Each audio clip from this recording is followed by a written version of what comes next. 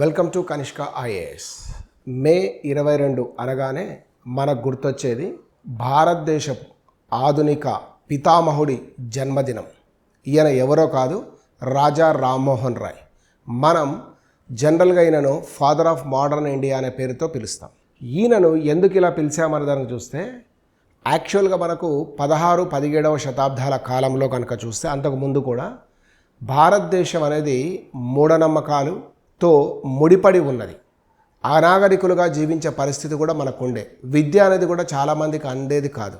So ఈయన ఆంగ్ల విద్య ప్రభావానికి లోనై భారతదేశాన్ని ఆధునికత వైపు తీసుకెళ్లాలని భావించిన తొలి ఆధునిక మానవుడిగా మనం పరిగణిస్తున్నాం. అందుకే ఈయనను ఆధునిక భారతదేశ పితామహుడు అంటారు. ఈయన మే 22, 1772లో రాధానగర్లో జన్మించి Persian, Bengali, Urdu, Arabic, English, సంస్కృతం వంటి భాషలను ఔపోషాన పట్టి ఆయా భాషలలో ఉన్న ఒరిజినల్ రిలీజియస్ టెక్స్ట్ను ఆయన చదువుకొని ఆ తర్వాత సర్వమతం అన్నీ ఒకే అనే భావనతోటి మెలిగాడు. ఈయన పత్రికా రంగాన్ని కూడా మిరాతుల్ అక్బర్ అనే పత్రికను ప్రచురించాడు. సంవత్ కౌముదిని అని పిలువబడే బెంగాలీ పత్రికను ప్రచురించాడు. అదేవిధంగా భారతదేశంలో ఆంగ్ల విద్య ద్వారానే మనం చైతన్యం అవుతామని భావించాడు. మొఘల్ చక్రవర్తి ఈయనకు రాజా అనే బిరుదును కూడా అందించాడు అన్నది మనకు తెలిసిందే.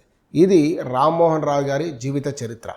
చివరికి ఈయన లండన్లోని బ్రిస్టల్ ప్రాంతంలో మరణించాడు అన్నది కూడా మనకు తెలిసిందే. Thank you all. Will meet in another video.